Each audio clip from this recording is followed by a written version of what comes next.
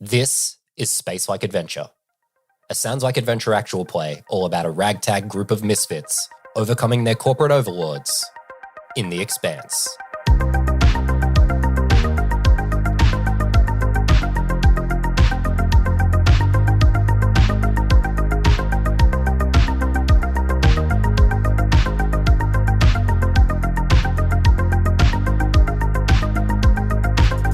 Hey there. It's another episode of Space Like Adventure. It's me, Jack. How you going? Well, hey, here we are. We're back. And we're finally doing it. We are actually playing the Expanse RPG. You've stuck with us for a whole bunch of bonus episodes. We've done interviews, we've done lore dumps, we've done recaps, we've done everything that you can think of except play a tabletop RPG. So here we are to do it. We're back. And I'm so excited. So if you missed the last episode, we officially announced the launch date for the Space Like Adventure live stream. We are going live for the very first time on Thursday, the 25th of July. But we can't keep you waiting that long without any actual play. So over the next 5 weeks, we are going to have 5 very special episodes where we take a deep dive with each of these new characters. We're going to go back to an important moment in their backstory and relive something that leads into the campaign. And today we're going to kick it off with our first player. We're joined by Jazzy, aka Pippin Punk, and we're going to hear all about her character, Shrike. But before we get into it, this is Sounds Like Adventure, so we're going to tell you what's going to happen. Let's do a little Expanse RPG 101. So the Expanse RPG is a totally different system than D&D. So it has some totally different mechanics. But for today, we're going to keep it really simple and we're going to focus mostly on the story. There's going to be a few rolls and they're going to sound a lot like ability checks in Dungeons & Dragons, but they use some slightly different names and language. So they call them ability tests, and instead of having difficulty classes, they have target numbers. So you'll hear me using that language instead of the standard D&D talk. So that's all you really need to know in terms of differences for this episode, but you'll learn a lot more about this system as we go on. But hey, with all that in mind, let's dive in to the first episode of Space Like Adventure.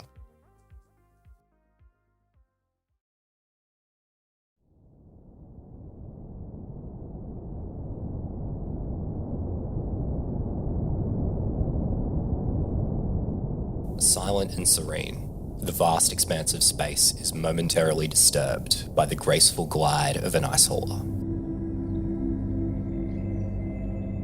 Its silhouette cutting a stark contrast against the star-studded black canvas.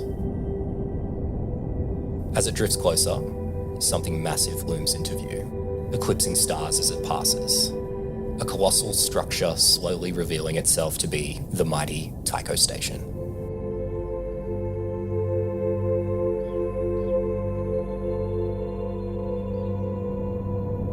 The hauler approaches the station. Its holds heavy with ice harvested from the rings of Saturn. The hauler slowly rotates and aligns itself with Tycho's spinning form, the many rings that remain in constant motion to create gravity in the void. Engines fire in brief, controlled bursts as the ship eases into the station. The hauler is enveloped in shadow as it enters and slowly touches down in a hangar bay.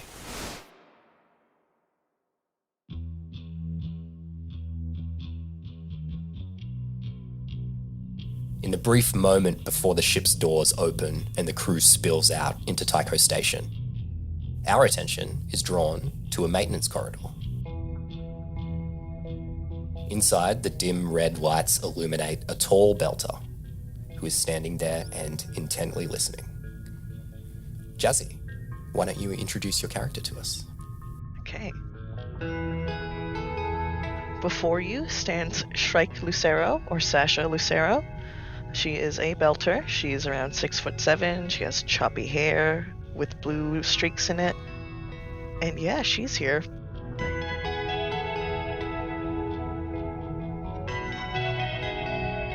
Well, you're standing there in that corridor because you are there to play Void Tag, is what you're there to do. Oh, that is true. Void Tag. So this is the latest craze sweeping through Tycho Station, and the goal of this game is simple.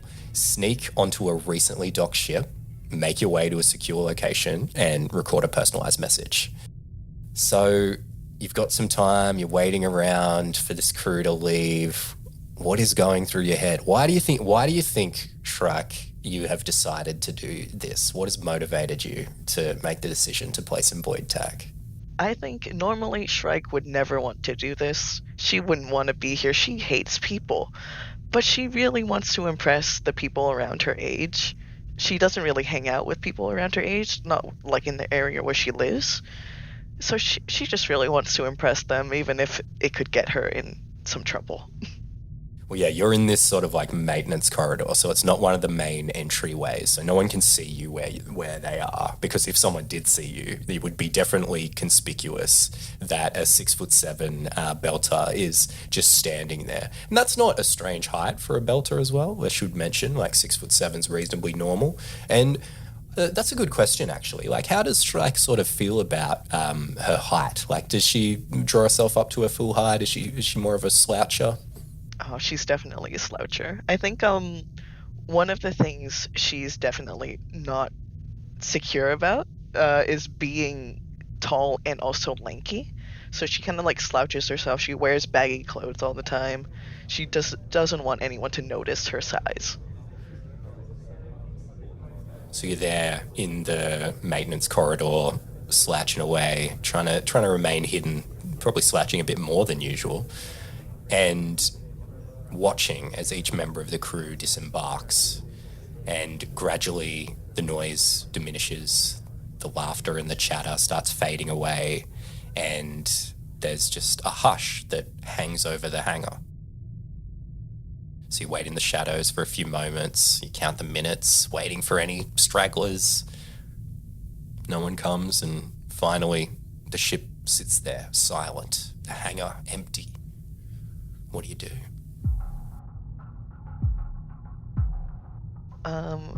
Could I go and just try to see the actual ship and see if there's anyone in the general area?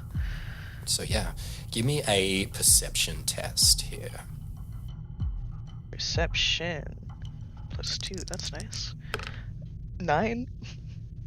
Yeah, with a 9, you would definitely be able to see that there isn't anyone like around or anything like that. I don't think you'd be able to see anything else though. Great. I think what Shrike would do next is just, what's the best way for her to get on that ship? So from that perception test that you just made, you don't notice any like hatches or maintenance doors or anything like that you could open up. But you do notice that, like, you know, the ship's just been like disembarked from. People will need to re-embark at some point. So the main entryway, like the ramp is down. You just have to walk up and go in, basically. Oh, okay. Well, that seems a bit too obvious, but I think Shrek wants the easy way out of this. I guess she's going for it.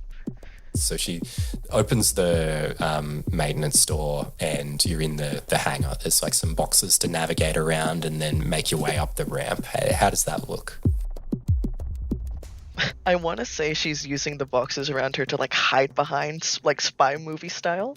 She's like looking around left, right, going towards the next box, looks around left, right, darts to the next one, and hopefully makes it to the entry. But why don't you give me a stealth test then? Let's just see what you get on this as well. That is a 12. Nice. That was the target number that I had in mind for that, so well done. So yeah, you blend with the cover and you smoothly move through this area and make your way up the entrance ramp. Looking very stealthily for a 6'7" person. Well done. Great. So you make your way up, and do you sort of just make your way in? The door is open. I guess so. She's just like, I want to get this over with. I just want to get the tag over so I can leave. So the ship's interior is dim. With the crew heading off, they've turned off the main lights and they're using the red emergency lights that you were seeing before in the maintenance corridor. And you're sort of you've been thinking about where you want to go in this ship. You've been watching the feeds of all the taggers, and you know that everyone is drawn to like the ops bridge. That's where everybody goes. It's where the action is, right? But you know, Sasha, Shrike, you're not everyone, right? So you decided weeks ago that you were going to go to the machine shop. So you look up, you see the directions to the machine shop on the wall. What do you do? Cool. I guess I'll just follow it. She wants to get this done. What's her state of mind at this point as she's heading along here? Honestly, she's kind of relieved that no one caught her this far ahead, but also she's sort of pumped. She's feeling the adrenaline. She's like, oh, I did this and no one caught me, so maybe I'll get away with this. Yeah, you're on board. You've just got to make it to the place. So corridors, they're just silent. The usual hum of life in a ship like this is absent with the crew gone. You walk past the empty galley. You can sort of get a lingering scent of coffee as you go past. Probably the only thing that's pointing out recent life to you. And as you walk through the ship, you can feel the hum of the reactor growing stronger as you head towards the machine shop. And after some time, you find yourself at the opening in the hallway. It's not really a door, it's just sort of an opening that leads into the machine shop. And it says machine shop above. She made it. Wow. Good for her. I think she's just gonna go in. So it's got that kind of lived in feel in there. There's tools scattered about, smell of grease, metal. There was the security lights before in here. They mustn't have been able to turn this light off. The main light's still burning. There's a warm glow over workbenches. You can see there's a wrench been left on a console. Looks like some type of repair that somebody just got sick of doing and just left. Fair enough. So you've made it. You're probably oh man, the hard part's over. Got in here. Yeah. Now to set up the camera. Oh God, yay. I know I'm going to need tests on this. So okay. I want a flat dexterity, but first I want a willpower test here to determine your state of mind at this point. So once again, no target number on this. I'm not even going to have a secret one. I just want to see what you get, and then that's going to determine where you're at, essentially. Okay, let's roll that. She got an 11. Pretty level head, considering. Okay. I think you're probably hard part's over. Okay, I'm in here. Let's go. Okay. So now let's get that dexterity test on this one. Cool. All right. Okay, another 11. Another acceptable roll. Yeah. Well done. Playing it safe here and doing well. So basically, you managed to keep your head, and you get it all set up. But you're the heart is racing a little bit. You're yeah, I know how to do this. I get this and get the tripod out. But if you were doing it in your room by yourself, you would have done it a little bit quicker type of thing. It's one of those situations. But you get it done and you're ready to go. You're all set up and you put yourself in the center of the frame. Oh, what do I say? Duh. I think when she realized that she was stuttering, she's like, oh, I have to edit that out later. And she kind of looks around and she grabs, is there any sort of wrench near her? There was the one that was doing the repair before, so you go grab that. She's yanking that. She's like, oh, sucks for them. She grabs that and goes back into frame and she goes, blink and you'll miss me. And she kind of waves the wrench and then kind of tosses it off the frame. And she kind of cringes. It's just that was so lame. So you're expecting to hear it hit the ground and clatter away, but you don't hear that. Oh. What you hear is some footsteps. Okay. As someone walks up to you and says, well, what do we have here?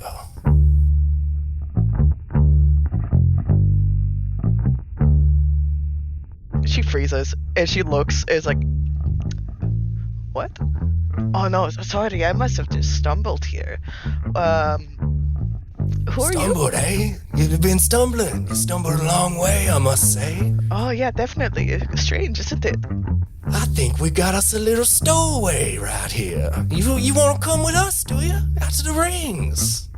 I'd rather not. I feel like that's kidnapping or a minor. Well, that's what it must be. You're out here in our ship. No. In my ship, I should say. Oh, Is that right? I don't want to have to put you through the airlock or anything like that. I don't want to put you out in space out there. Is that where you want to go? You want to go in space, do you?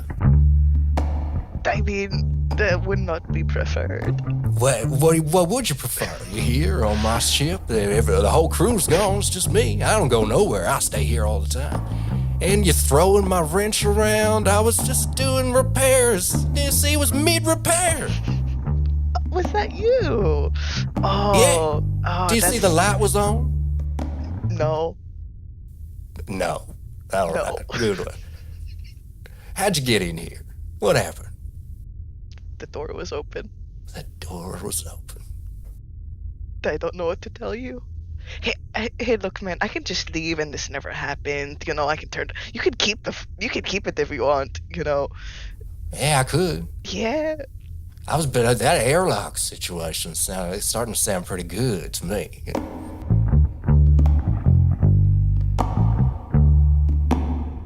No, I feel like. Could you live with that? I'm like 16, man. Yeah, you know. I live with a lot, you know. I made a lot of choices in my life. I think I could handle it. Oh. Or I could just take you down to the station security. Let them deal with you too. Yeah. Oh, I feel like I would rather you throw me out the airlock, actually. But I must say, I'm just kind of impressive that you got in here. I'm kind of impressed. Really, the door just opened? I mean, yeah, actually. But how'd you get in the hangar? I walked? You walked. They would have seen you. He's hiding? Where you hiding? Well, I'm not gonna tell you that. Look, you're not in a position not to tell me nothing right now. Come on. Hey, where you hiding? Tell me. Behind the box? Behind the... You have a lot of boxes out there. I mean... I think you was in the maintenance corridor, weren't you? No. You was in... How'd you get in the maintenance corridor? And he's not really looking for an answer from you at this point. He's sort of just thinking. He's like, this little tricky little belcher's got in the maintenance corridor and got up on my ship trucking these wrenches around. What's going on here? You see he's kind of bemused by this whole thing. He's talking about putting you in the airlock, but you don't think he actually wants to put you in the airlock. Great. Feels like he's just trying to scare you a little bit. She is so scared. She doesn't want to be here. This is the consequences of her actions. I'd let her go. Come with me for a second. And he takes you over to where he was repairing something before. And he gives you the wrench. And he goes, get out of turn for us. I don't know how to use this. It's fine. It's not that hard. Just give it a go. Okay. And she has a go at it, I guess. He just starts guiding you through the process of completing this repair that he was doing. And he's just sort of picking your brain a little bit and trying to figure out who you are. And then you sort of come to the end of this repair. And then he goes, well, I think I got a little deal for you. So you snuck here aboard my ship, trying to make a little video, trying to be cool with all the kids out there. I know how it is. And look, the way I see it, I only really have one choice. And that's take you down to station security and just let them straighten you out. I think, a couple of years locked up, that might do you good. Or... Oh.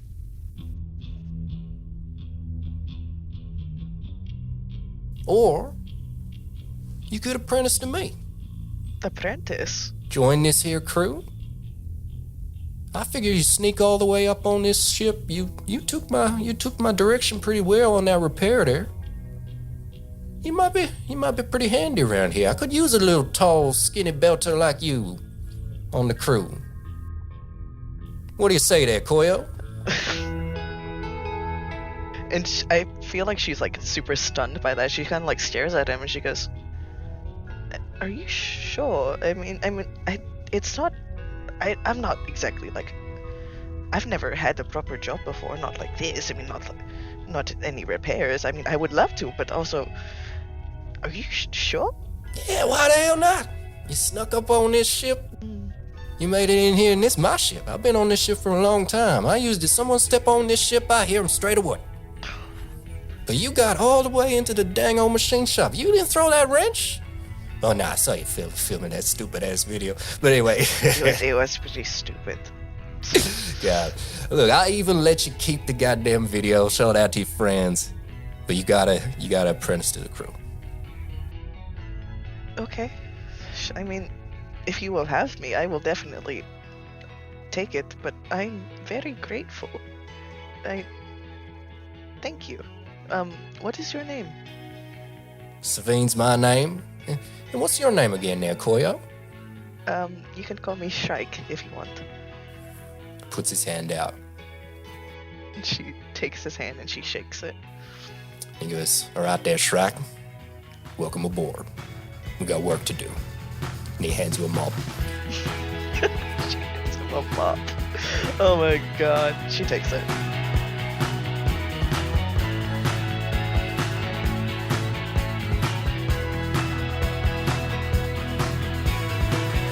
Yes, we're back. It's been way too long. It's just fun to play tabletop games, guys. And it's even more fun to make Sounds Like Adventure for all of you. Thanks for tuning in for the first episode of Season 3. And I want to let you know that a lot of the music in this episode was inspired by a playlist that Jazzy made all for Shrike. And let me tell you, if you're like me, you are going to be shocked and delighted at the amount of classic rock on this playlist. So check the show notes, the playlist is down there. But hey, don't forget, next week we're back for another one of these episodes featuring another amazing character. But in the meantime, I'll catch you in the next episode of Space Like Adventure.